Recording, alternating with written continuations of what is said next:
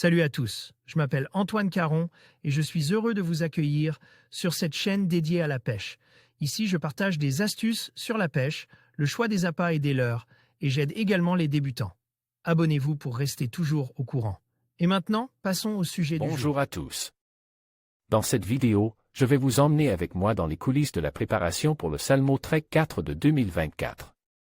Nous allons revenir sur les étapes clés de cette aventure, de la planification à l'entraînement, sans oublier le moment tant attendu du pré-fishing. Je partagerai avec vous mes astuces, mes réflexions et tout ce qui m'a permis de me préparer au mieux pour cet événement.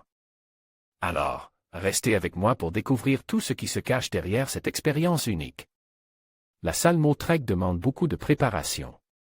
Qu'il s'agisse de la condition physique, de la stratégie, de la logistique ou encore du matériel de pêche. Une nouvelle zone à pêcher? J'ai décidé cette année de réaliser un pré-fishing, c'est-à-dire de pêcher avant la compétition pour repérer d'éventuels bons spots.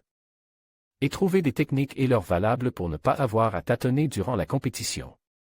Qui plus est cette année, le parcours a été livré aux compétiteurs seulement quelques jours avant la compétition.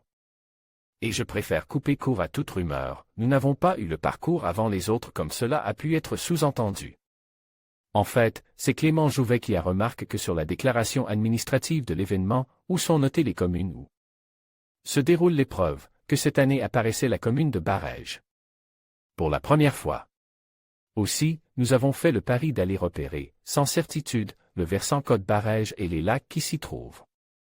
Ce côte offre de nombreux lacs et cours d'eau où nous avons pu trouver des truites fario et des ombles chevaliers, ce dernier ne semblant présent que sur des coubous, alors très bas lors du repérage.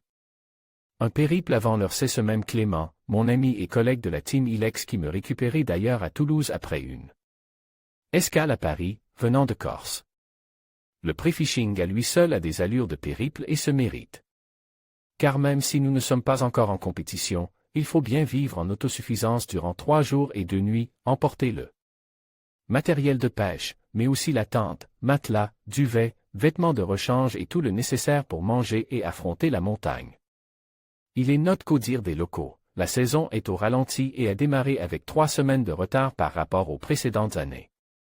Les lacs viennent juste de dégeler et de nombreux névés sont encore présents.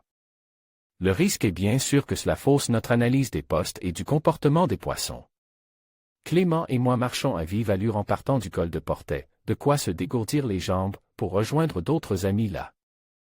Comme Thomas Vogel, Alain Foulon, Olivier Refus ou encore Jérôme Morgado. Constat et bilan du pré-fishing. J'ai beau faire de nombreuses compétitions, je n'aime pas faire de pré-fishing. J'ai souvent l'impression que les solutions trouvées en pré-fishing divergent pendant la compétition et faussent mon analyse. Et le moins que l'on puisse dire, c'est que ce pré-fishing ne déroge pas à la règle. Certes, j'ai chronomètre nos temps de marche et glane quelques informations précieuses, mais le fait de passer seul, et en premier. Surtout les postes offrent finalement peu de visibilité sur les postes qui se démarquent et cela fausse l'analyse effectivement. Tous, on donne du poisson qui était disponible et avec toutes sortes de techniques.